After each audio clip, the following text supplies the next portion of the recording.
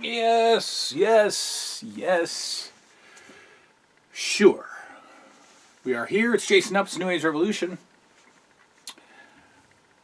Got the KB sign up, if you can check it. There it is, the framed KB bag. Love it. Love it. Just stuff it in there. Try to get it all tucked in neat. This is a big bag. Big bag. I gotta hang it back up. I can't just leave it. We gotta hang it back up. All right. All right. It's a power hour. It's Saturday night. We do the power hour. Pickups. Pickups galore is coming. I was just talking about something. I don't know if you can kind of catch it over here. I was just talking about something when I was showing off the gold clock that has now been put on the shelf because it's been replaced. Yeah, that's how this is going to go. That's a pickup. Another bag has come in the mail. Get that framed up. That's a pickup. And I have decided that my latest obsession, and it's good because it's around Christmas time, so we things for the family to buy. The KB bag sparked off a, vintage store signage, goodies kind of obsession. And I got 2 items today off of eBay for $10. One was $5. The other one was $5. And they're coming. They're coming. And I'm so excited. I'm so excited. And they're so basic and so good. And so good. And I actually have a couple of them the way they were originally meant to be used. But the ones I'm getting are unused. I do have a few that are used over there on something. Oh, it's good. It's good. And they're getting framed. And they're going up here. It's just good. I'm so excited. This new side obsession of mine. Anyway, happy Saturday, ladies and gentlemen. We're going to do a power hour, that's right, where you, the friend of the channel, are brought into the channel through your questions. Through your questions. Ask anything. Ask anything about the 80s, about toys, about collecting, about stuff, about personal life. And we hang out down here and we talk about it. That's right. We talk about it. And if you want to, if you saw the last episode, you saw I had to close the cover on the Zenith. This Zenith Space Command. You can't get to the power button unless you open up the door on the front of the TV. If you saw the last episode, you saw people sending video questions in. Right? Collectors Entertainment Network sent a video question. And my man Tom Campbell of the famous Fighting Campbell family sent a question in. If you would like to send a video chat, if you would like to send an email question, do so at TN80sR questions@gmail.com. And without further ado, let's get into it. My man Michael Rea, if you recall, is the dude that came out to meet me, who wouldn't want to, at Brian Hardy's Wrestling Collection Live extravaganza. It was awesome to meet Michael Rea. Michael Rea is responsible for the game that is currently in my Atari.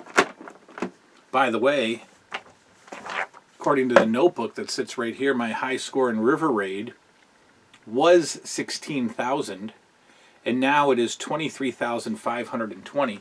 I believe the world record is 999,999.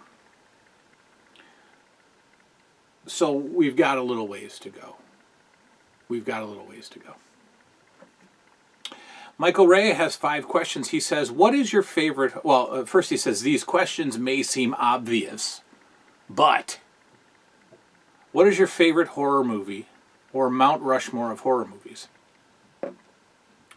Obviously, I'm a Friday the 13th, the franchise fan. There are so many. Mount Rushmore of horror movies, we'd really have to do a whole show about it. I think we'd have to do a whole show of my Mount Rushmore of horror movies. Sure, let's do that. Let's do a Mount Rushmore. I can't do it right now. I don't have the answers. That's such a tough question. Because I would say that the top 4, or my favorite, rotates. It rotates. I mean, I love Nightmares. I love the Nightmare on Elm Street series. I love Nightmare on Elm Street Part 1 and 2 very much. I love The Gate. I love Ju-On, the Grudge. I love Return of the Living Dead Part 1 and 2. They are so good. So good. There's new stuff that I really like. I love the VHS series. Yeah, I mean, there's some new ones that I've seen. Hereditary, I've seen. That's a new movie with Toni Collette. That's fantastic. The original Amityville, I love. So maybe I'll do like a top 4 of my Mount Rushmore of horror movies that I watch over and over and over again. Okay, that might be something we do. He says, what's your favorite action movie? Again, it's hard for me to say I have a favorite. Growing up in the Blockbuster days, in the divorced parents' weekend with dad, which would equal video store and pizza. All right, now looking back, what better weekend could you ask for? But, my dad would hit Blockbuster. My dad was the kind of guy that, he wasn't censoring his children. All right.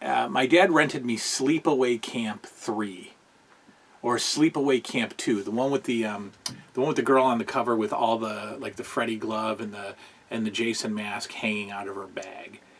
My dad just blindly rented that to me. Hey, Dad, can I get this? Yeah. It's like softcore porn. Sleepaway Camp 2.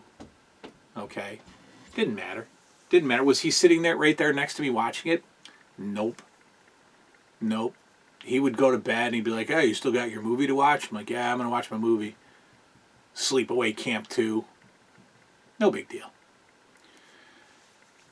But he was an action guy.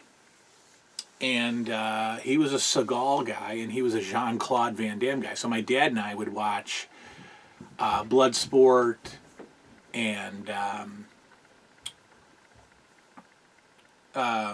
the other one with Van Damme that's like Bloodsport. I can't remember what it's called. Can't remember. But like the Kumite, is that Bloodsport? With Tong Po? Is Tong Po Bloodsport? I was going to say Kung Pao. And that would be just dumb and racist, wouldn't it? Tong Po. Bloodsport, I think it was. The Kumite, right? I loved that. I loved those movies. Hard to Kill is probably one of my favorites with Steven Seagal. Under Siege, where he says, go tell the captain you come down and you spit in my soup. Which always makes me sick when Gary Busey loogies into Steven Seagal's soup. I have to fast forward that part. It's disgusting. I had a weak stomach. Under Siege, Hard to Kill, Bloodsport. What's the one where Jean-Claude Van Damme is dancing, just like this? I think that's Bloodsport too. What would my dad rent? We would rent just. It was always action. It was never like silly comedy. It was always action. But I love Seagal, and so nowadays, I'm still a sucker for Jason Statham. You know, the Expendables 1, 2, and 3. You can't get any better than that. The Transporter series. It's incredible. I love Jason Statham. I'll watch that all day too, because both eras, the 80s, Seagal and Van Damme, and Jason Statham, both eras have these over-the-top fighting scenes where Statham is beating up, 9 guys at once, or Steven Seagal is beating up 9 guys at once at a convenience store just by going like this. And Steven Seagal was always clotheslining people, right? He'd always do this, and then he'd clothesline you. And Jason Statham just like spins in the air and jumps off walls and stuff like that. It's beautiful. I think I hurt myself just now doing that Steven Seagal stuff. I don't know if that's even answering the question for you there, Mr. Rhea. Who's my favorite actor? I don't know. I don't really have a favorite actor. I've gone in stages of favorite actor. Believe it or not, I really loved Hugh Grant at one point in time. How's that for a shocking answer? Back in the romantic days of The Children's Mother and I, back in the early days, before we were, ships passing in the night, as they say. We were all into the Hugh Grant sap stuff, the Notting Hill and About a Boy and Love Actually and all those cheeseball, rom-coms, as they say. I liked Tom Cruise for a while. I thought everything he touched was great, going all the way back to like Risky Business and Top Gun and Cocktail and even Days of Thunder and Jerry Maguire, one of my favorite movies of all time. Favorite, that's about it, because I don't really care about anybody today. I don't even really know anybody today. What the heck's his name? God, he was in Ed Burns. Ed Burns, I have not thought about in quite a while until this question just tickled my memory. But Sidewalks of New York and The Brothers McMullen. And what's the other one he did? Brothers McMullen, Sidewalks of New York, and come on, what's the other Ed Burns movie? With his brother. He's always in it with like a brother. It's not his real brother, though.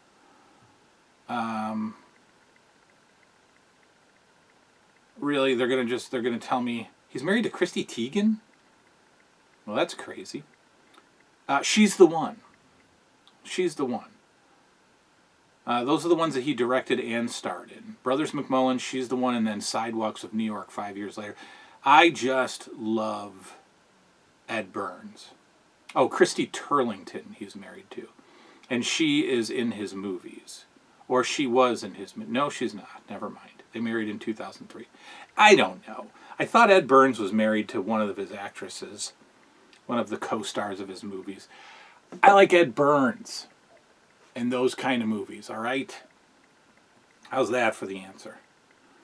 All right, he says, what was your first horror movie you seen? My first horror movie was at the drive-in, and it was called Maximum Overdrive. Cool. Mine I really, really, really want to say was a Friday the 13th, or something like Critters, or Nightmare on Elm Street Part 1, or just a Tales from the Dark Side, which wasn't a horror movie. But these were the things that I was watching in my basement bedroom at 8 years old with this cable box right here. I'm probably a very similar TV as the one that I'm looking at. But yeah, I mean, whatever I don't remember, but whatever I stumbled across in 1984/85 at 8 or 9 years old, I'd say 9. I'd say 1985, that room became mine.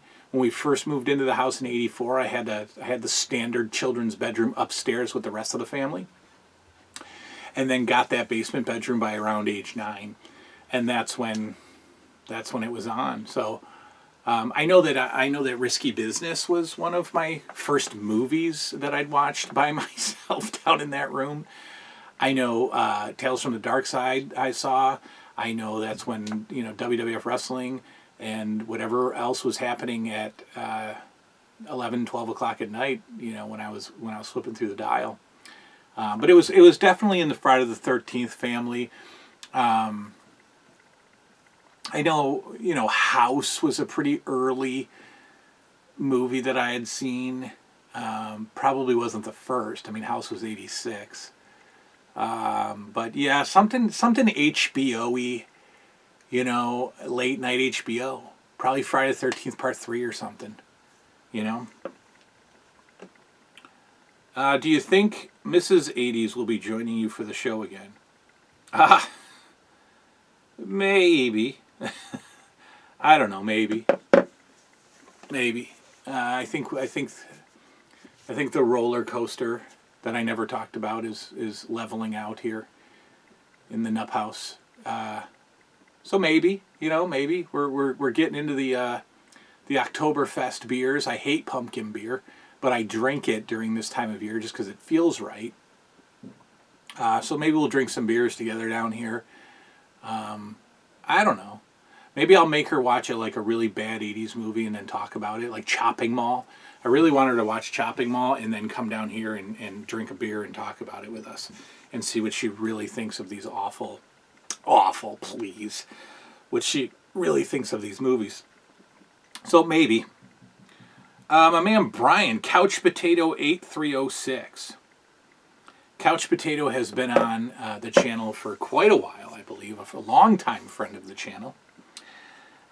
He says, if someone told you that they would give you $1 million, but you had to pick 5 80s TV shows or cartoons to watch for a full year and couldn't watch anything but those shows for a year, what would you choose? Oh, that's great. That is easy.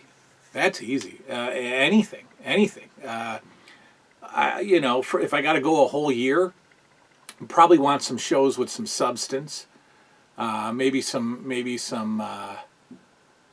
We got to mix it up. You got to go with your sitcoms, so your Growing Pains and your Family Ties, your Real Ghostbusters, the G.I. Joe cartoon. I probably couldn't just survive on Smurfs or something. It would have to be a cartoon with some substance.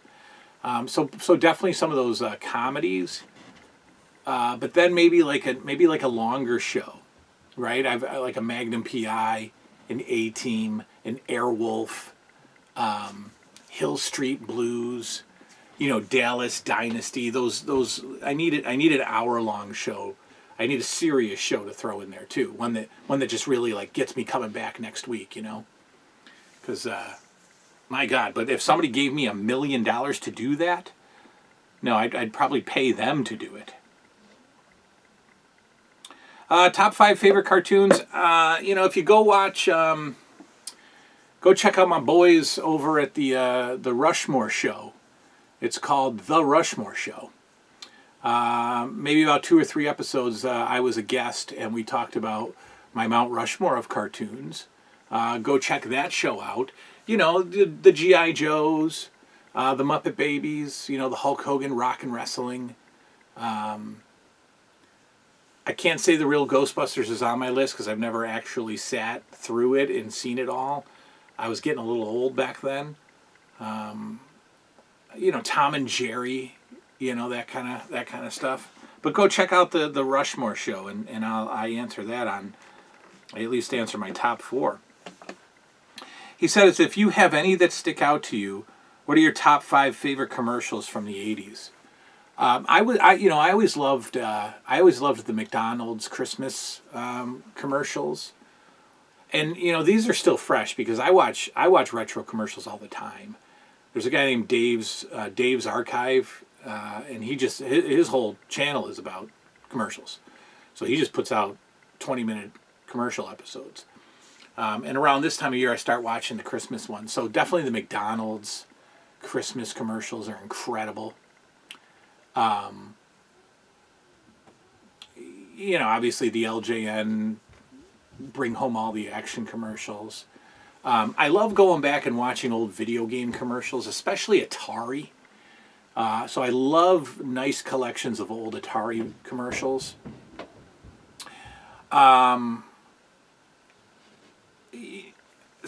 You know, probably cereal commercials are fun. The Saturday morning cereal commercials are great.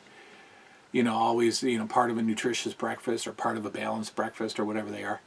I always love that. I always love how, like, the table has, you know, the cereal and the toast next to it with the pat of butter and the milk and the orange juice, right? So, you know, what kid in the world had both milk and orange juice for breakfast, right? That never happened.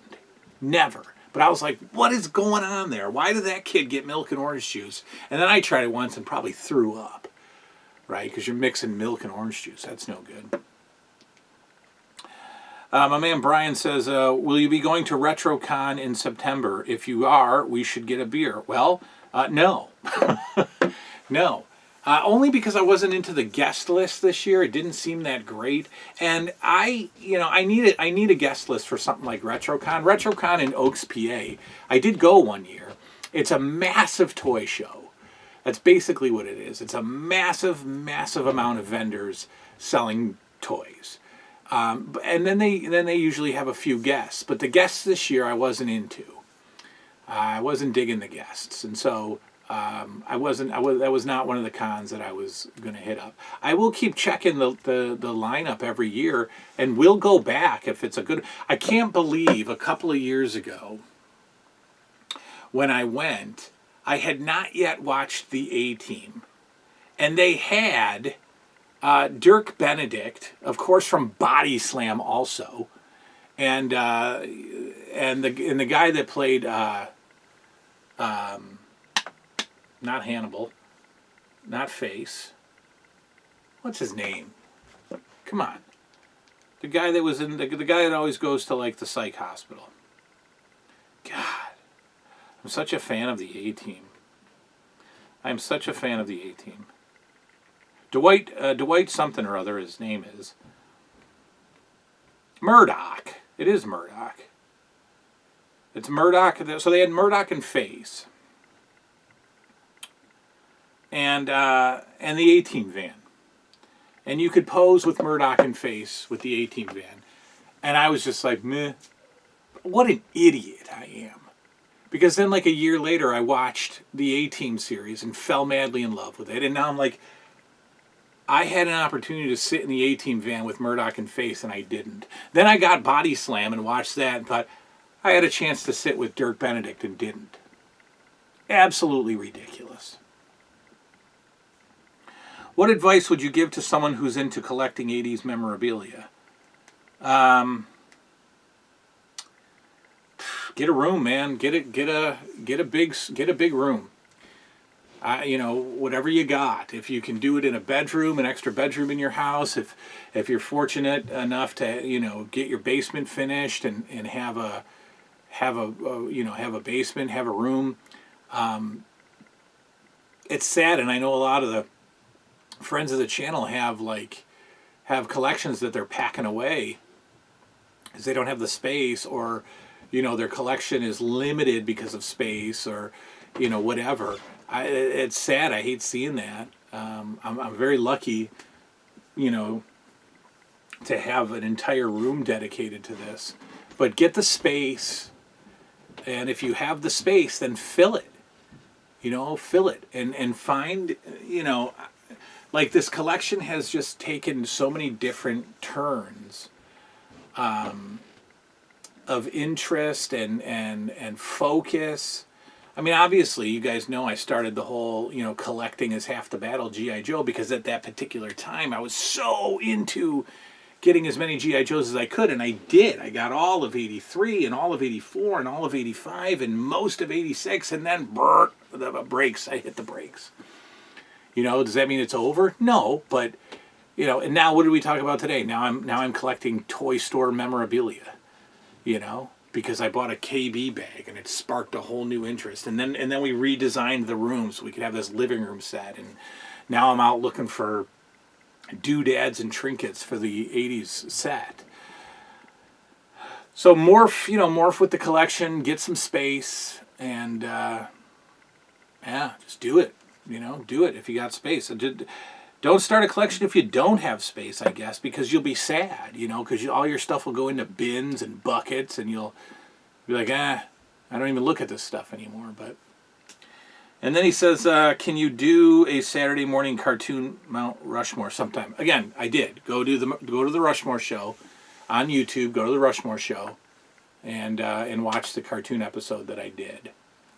Yes. So thank you, Couchpotato, for the questions. If you guys want in, get the questions over to me. TN80R questions at gmail.com. We'll do one more. My girl Lisa E. and the Cult Jam. She says, why do you think it's better to just not have toenails? Well, this goes back to an episode of the show that I was doing where I got into a fight with a hangnail on my little toe, my baby toe, my pinky toe. And I kind of went off on a rant about how I don't want toenails. Because they're awful. They're awful. You know, you gotta, they're always jagged. They're always snagging on the blanket. All right. If you clip it too close and you got the little sharp point on you got the little hangnail deal, you know, right next to your skin, and that hurts, right? Sometimes that bleeds. Here's something gross. I wear, you know, black socks occasionally to work, and I always get black fuzz in my big toenail. It just gets under the nail somehow. And that's awful. You got to get that out because you go out in public with your toes showing, and people see black in the corner of your toenail, and they think you've got some kind of foot fungus. And so they're running away from you. They're pointing and laughing. They're hitting you with spitballs and putting kick me signs on your back because they think you got foot fungus. And don't get me started on the baby toe. Don't get me started on that. That nail is so small you can never cut it properly, and it's always jagged, and it's always got a hangnail, and I'm over it. I'm done.